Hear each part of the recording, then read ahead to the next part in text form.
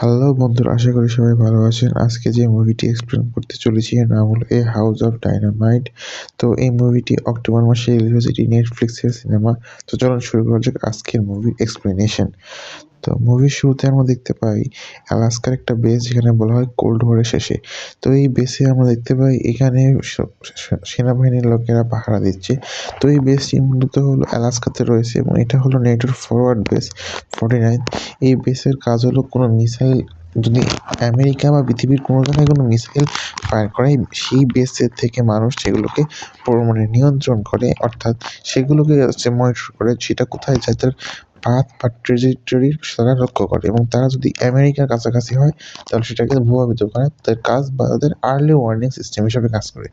তো এক সকালে ঠিক এভাবেই আমরা দিকে আমেরিকা দেখতে পাই একজনকে খেলা করতে। তো এই মহিলাটির নাম হলো অলিভিয়া। তো যাই হোক, ইনি এখানে তার হাজব্যান্ডের সঙ্গে কথা বললে তার ছেলের জ্বর, সেই জ্বর থাকা সত্ত্বেও সে নিজের কাজে বের হয়ে যায়। যাই হোক, এদিকে তখন আমরা আরেকজনকে দেখতে পাই, এর নাম হলো সব নামে একজন বলা হয়। এই নামটা আমাদের এখানে বলা হয়নি। তো যাই হোক, তারা সবাই তখন আমেরিকার কন্ট্রোল রুম সেইখানে তারা সবাই কাজ করে। তো তারা যখন সকালে নিজের শিফট শেষ করে সকালের শিফটে কাজে আসার জন্য তার প্রস্তুতি নেয় এবং তারা সকালের শিফটে ঢুকে পড়ে।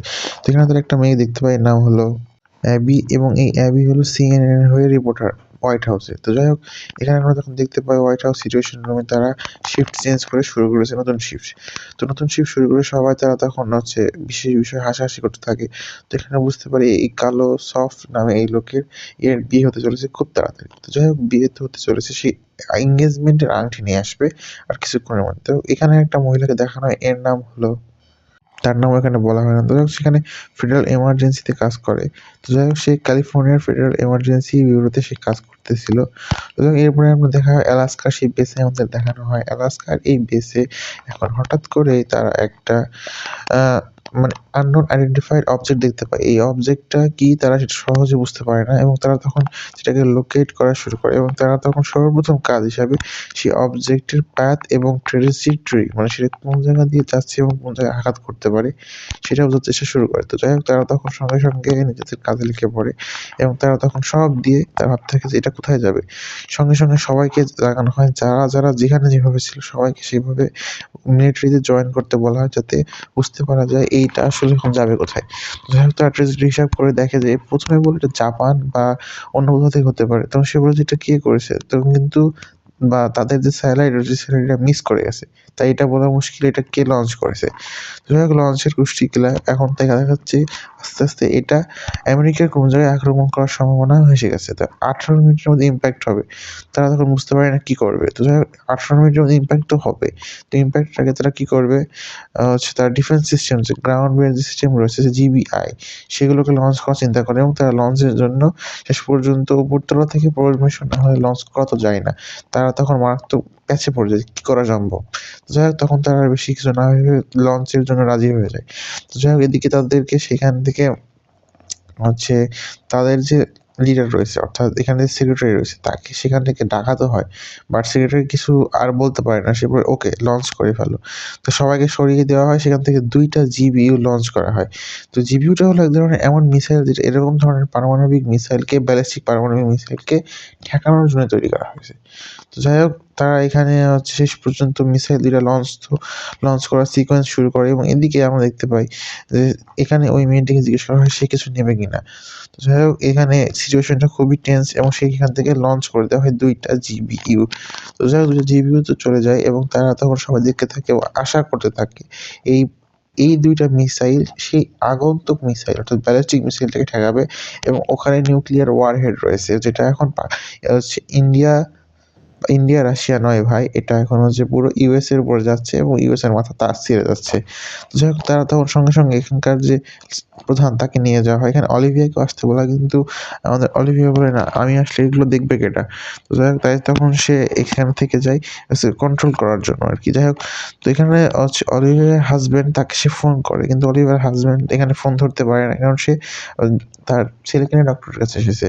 তো যাই হোক, এখানে হচ্ছে সবাই দৌড়াদৌড়ি হতে শুরু করেছে। এটা দেখে আমাদের হচ্ছে সেই সময় সেই রিপোর্টার ম্যাডাম সেও সন্দেহ করে কিছু। তো যাই হোক, এখানে হচ্ছে আলাস্কা আলাস্কাতে অবস্থা আরো খারাপ। মানুষের মানে মনে এখন ঘুম আসতেছে না যে কি হচ্ছে এটা।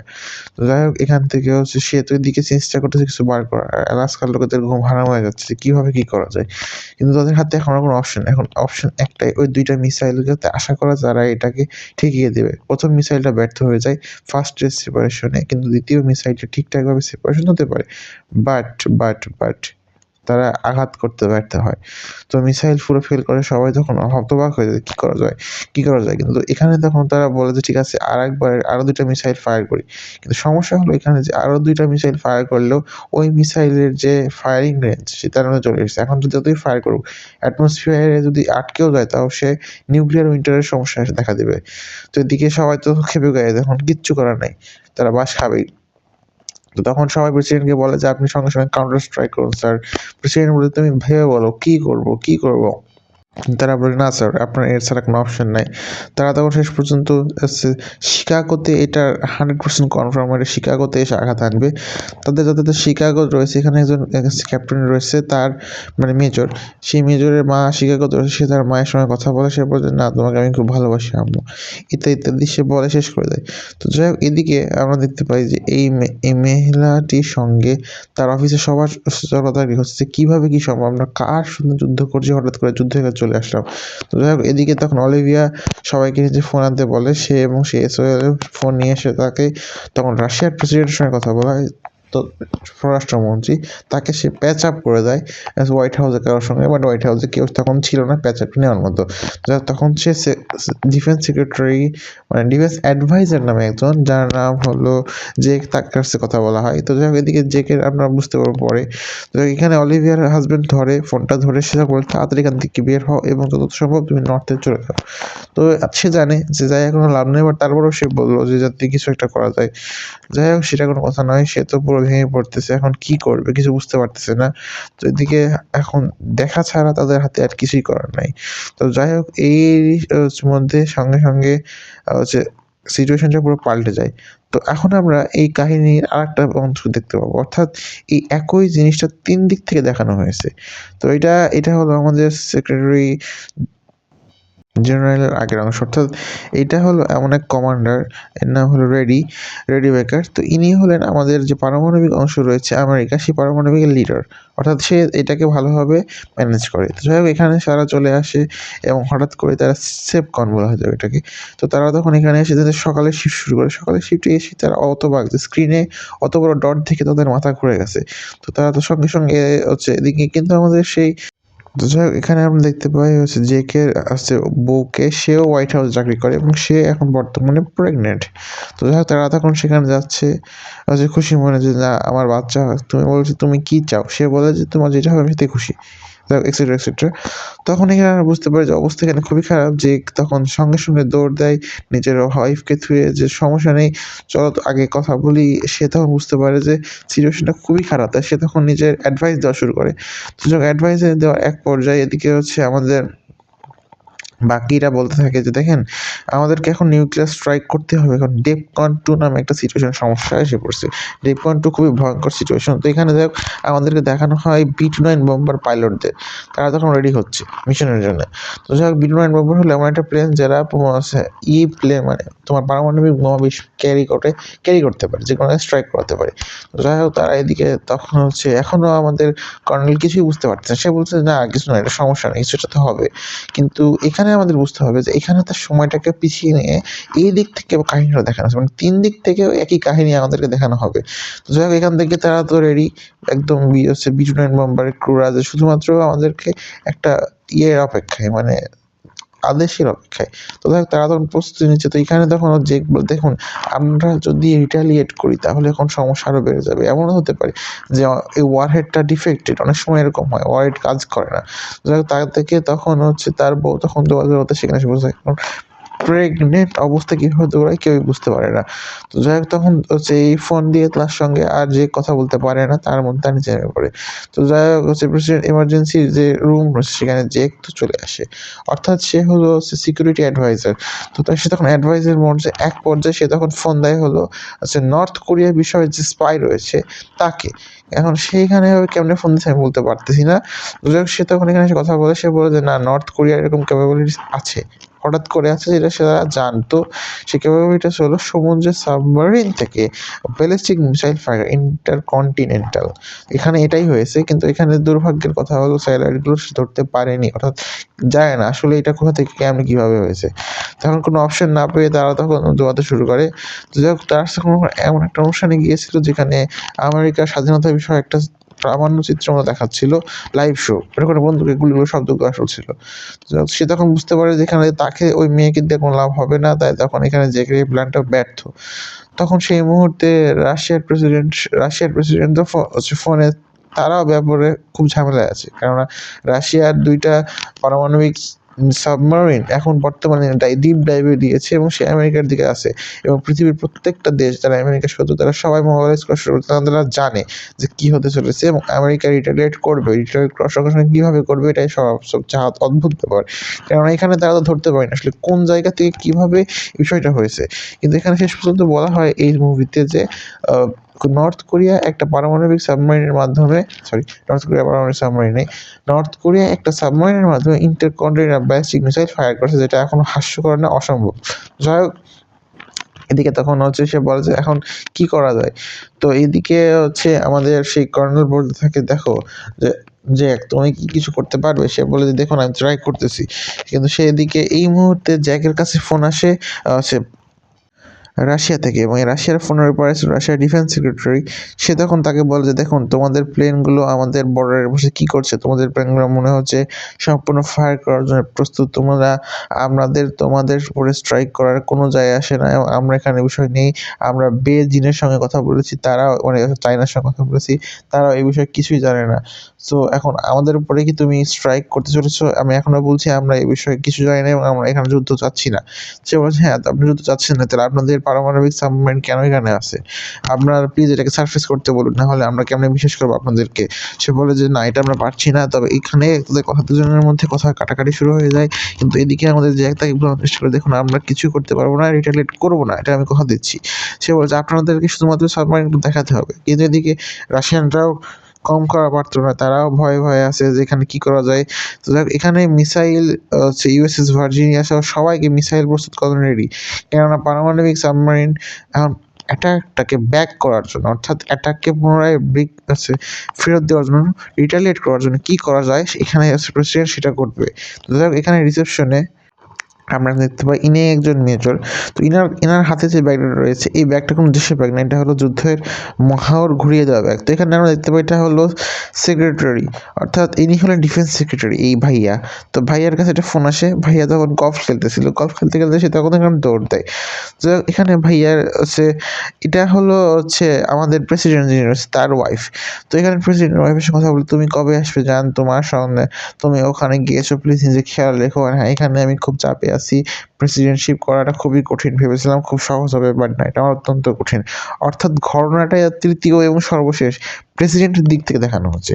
অর্থাৎ এখানে পারমাণবিক হামলার সময় প্রেসিডেন্ট তার সহকর্মী এবং প্রত্যেকটা ইউএস সিটিজেন এবং ইউএস আর্মির সদস্যরা কীভাবে জিনিসটাকে ট্যাকেল দেয় সেইটা বিষয়ে জানানো হচ্ছে। তো যাই হোক এখানে প্রেসিডেন্টকে নিয়ে সেদিন দেখানো হয় দৃশ্য। তিনি সেই দিন সকালে গিয়েছিলেন একটি স্কুলের ইভেন্টে। সেই ইভেন্টের কাজ ছিল কি মানে বাস্কেটবল ইভেন্ট। তো অনেকে যারা বাস্কেটবল সম্পর্কে এটা এক ধরনের খেলা যেটা হাত দিয়ে বল ছুঁড়ে মারা হয়। যাই হোক তো এই খেলায় তারা তখন সেখানে আসে এদিকে বাস্কেটবল তো এদিকে আসতে থাকে, কিন্তু এই সাইডে আমাদের যে তো যাই হোক সেক্রেটারি সে এখানে আসে এবং এসে সে তখন নিজের কাজ শুরু করে। তো এদিকে আমাদের প্রেসিডেন্ট বাবা জীবন সে এখান থেকে সম্পূর্ণ অজ্ঞ যে কী হচ্ছে, সে তখন যে চ্যারিটি ইভেন্টে সেখানে এসে পৌঁছায়। সে তখন ঠিকঠাক হয়ে বলে যে আমার টাই ঠিক আছে এই কথা বলে সে নেমে পড়ে এবং একজন সুদর্শ পলিটিশিয়ানের মতো সবাইকে হাত বাড়িয়ে সামনে এগোতে থাকে। তো যাই হোক এখানে এগোতে তো থাকে, কিন্তু কী হচ্ছে সে তো কিছুক্ষণ পরে বুঝবে। যাই হোক এরপরে সেটা বিশাল বড় স্টেডিয়ামে এসে উন্মুক্ত হয় সে, এবং এই স্টেডিয়ামটা আর যে কোনো স্টেডিয়াম এটা হলো একটা এটা হলো বাস্কেটবল খেলার একটা কোর্ট। তো এখানে বাস্কেটবলে আমরা দেখতে পাই একটা সুন্দরী কোচ এবং তার সঙ্গে একটি মেয়েদের টিম রয়েছে, তাদেরকে নিয়ে এখানে মূলত ব্যাপারটি হয়েছে। তো এখানে আমাদের প্রেসিডেন্ট এসে সুন্দরভাবে তাদের সাথে কথা বলে এবং তাদেরকে খেলা দেখতে যায় এবং তাদেরকে একটা টিপস দেয়, কেননা সেই বাস্কেটবল প্লেয়ার মানে আমাদের প্রেসিডেন্ট একসময় বাস্কেটবল প্লেয়ার ছিল। তো যাই হোক এখানে তখন হচ্ছে তারা তখন কথা বলতে থাকে, তো কথা বলে এক পর্যায়ে তো এখানে যে হচ্ছে প্রেসিডেন্টের সিকিউরিটি যাদের তার নাম হলো কেনজো। তো কেনজো সে কথা বলতেছিল, সে তারা কথা বলতেছিল এই বিষয়ে যে তাদের নাকি ট্রান্সফার হবে কিছুদিনের মধ্যে। তো যাই হোক সেটা কোনো কথা নয়। তো এদিকে আমাদের সেই সেক্রেটারি বাবা জীবন সে তখন বলে যে অন্য কোনো উপায় নেই, কোনো কি রাস্তা নেই। সে বলে না আর কোনো রাস্তাই নেই, এখন আমাদের একটাই রাস্তা, আমাদেরকে রিটায়ার করতে হবে। সে তখন বলে ঠিক আছে প্রেসিডেন্টকে তাড়াতাড়ি ফোন দাও। তো তারা তখন ইভের সম্পর্কে জানতে পেরে প্রেসিডেন্টকে সঙ্গে সঙ্গে ফোন দেয়। আর আমাদের সেক্রেটারি বাবা জীবন তার মেয়ে শিকাগোতে থাকে, তো সে তার মেয়ের সঙ্গে কন্ট্যাক্ট করার জন্য পাগলের মতো চেষ্টা করতেছে, কিন্তু এখন আর কিছুই করার নেই, কারণ যতক্ষণে তার কাজ হবে সে শেষ। সে তখন চেষ্টা করে যে কোনোভাবে একটা হেলিকপ্টার পাঠিয়ে তার মেয়েকে উদ্ধার করে নিয়ে আসে, বাট এটা আর হয় না। তার মেয়েকে সে মেসেজ এবং কল করতে থাকে, বাট তার মেয়েকে ওটার রিপ্লাই দেওয়া থাকে না, রিপ্লাই দেওয়ার মতো ইচ্ছা নেই আর কি। তো যাই হোক এই ক্ষেত্রে প্রেসিডেন্টকেও বোঝানো হয় এবং সে এখন বলে যে তাকে আমাদের শহরে হামলার সম্মুখীন হয়েছে, আপনাদেরকে যে করে হোক রিটালিয়েট করতে হবে, কি করা যায় দেখুন। এখানে একটা প্রবলেম হলো যেহেতু তারা জানে না যে এইটা ফায়ারটা করেছে, তারা হামলা করবে তো করবে কার উপর। আর এখানে যদি কেউ একটা দেশের উপরে নিউক্লিয়ার হামলা করে তো বাকি দেশের তো গুষ্টি মারা যাবে। কিন্তু এখানে ওদের কথা হলো যে মানুষ দেখতে চাচ্ছে যে যদি আপনাদের উপরে হামলা করা হয় আপনারা কিভাবে ওকে ছেড়ে দেন কিনা। তো এখানে কোনো উপায় নেই, হামলা তো করাই লাগবে। তো যাই হোক হামলার বিষয়ে তাকে একটা নোটবুক দেওয়া হয় এবং সেখান থেকে তাকে বিভিন্ন ধরনের গাইডেন্স দেওয়া হয় যে এটা এভাবে, এই স্ট্রাইকটা এভাবে, মিডিয়াম রেঞ্জ, এই রেঞ্জ, ওই রেঞ্জ। তাকে সে কথায় আমাদের প্রেসিডেন্ট পাগলা হয়ে যায়। তো এখানে শেষ পর্যন্ত সেক্রেটারির মেয়ে তার ফোনটি ধরে এবং সে বলে বাবা আমি তোমার কাছে প্রাইভেসি চাইতে ইত্যাদি, কিন্তু সারা প্রাইভেসি কি নিবে, কিছুক্ষণ পর তো তুই মরতে চলছিস। তো যাই হোক এখানে প্রেসিডেন্ট খুব ভাবুক, আর ওদিকে আমাদের সেক্রেটারি বাবা জীবনও তাকে বলে যে দেখো তোমাকে এখন যেভাবে ওখান থেকে বলা শেষ পর্যন্ত সে আর বলতে পারে না। যখন এখানে এদিকে আমরা দেখতে পাই প্রেসিডেন্ট তখন নিজে হেলিকপ্টারে চড়ে বসে এবং সেই হেলিকপ্টার থেকে সে দৌড় দেয় বাকি নিজেই গন্তব্যের উদ্দেশ্যে। তো এখানে তার সঙ্গে শুধুমাত্র সে মেজর রয়েছে যে তাকে বোঝানোর চেষ্টা করতেছে যে কি করা যায়। সে তখন এক কথায় বলে যে স্যার আপনাকে প্লিজ কিছু একটা করুন, আপনি যদি কিছু না করেন তাহলে মানুষ যে কোনো কিছু করে চলে যাবে স্যার। তো তখন সে বলে যখন আমি কি করতে পারি, তুমি চাচ্ছ আমি কোটি কোটি মানুষকে মেরে ফেলি জাস্ট এই কথায় যে আমাদেরকে মনে হচ্ছে। তো সে বলে যাদের এর কাজ করলে আমার এবং তাদের মধ্যে কি পার্থক্য থাকবে, কিন্তু সে বলেছে এখানে কিচ্ছু করার নেই, আপনার করতেই হবে। তো এখানে প্রেসিডেন্ট খুবই পাগলা হয়ে যায়, সে কিছুই বুঝতেছি না সে কি করবে। তখন সে তার বউকে ফোন দেয় এবং বউকে ফোন দেওয়ার পরেও শেষ পর্যন্ত সে বাধ্য হয় যে প্রেসিডেন্ট স্ট্রাইকটা করতে। তো এখানে দেখতে পাই যে আমাদের সেই সেক্রেটারি বাবা জীবন সেখানে প্লেনে চড়ার বদলে হেলিকপ্টার চড়ার বদলে সে লাভ মেরে আত্মহত্যা করে। তো সে তার বউর সঙ্গে কথা বলে, তার বউ তাকে বলে যে এটা তুমি কি বলো, পারমাণবিক হামলা? সে বলছে হ্যাঁ পারমাণবিক হামলা, এছাড়া কোনো অপশন নাই। তো তখন তার বউ এখানে অত্যন্ত ভাবুক হয়ে যায় এবং সে বলে যে প্লিজ দেখো এমন কিছু করো না যাতে মানুষ তোমাকে সবসময় ঘেন্না করে। তো এই কথা বলে হচ্ছে সে নিজের নিজের সব আবেগ প্রকাশ করে, কিন্তু এখানে সে বুঝতে পারে যে তার স্বামী সেই বিষয়টা হ্যান্ডেল করতে পারবে না এবং সেটার জন্য দৃঢ়ভাবে পস্তাবে।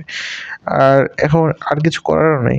তো যাই হোক তো তখন তারা হচ্ছে আমরা শিকাগোকে দেখানো হয়, শিকাগোতে তাদেরকে ইভ্যাকুয়েট করা হয়েছিল বাংকারে নিয়ে আসার জন্য। তাদেরকে এরকম পারমাণবিক হামলার জন্য আমেরিকার বিভিন্ন জায়গায় বাংকার তৈরি করা হয়েছে, বাংকারে তাদেরকে রাখা হবে।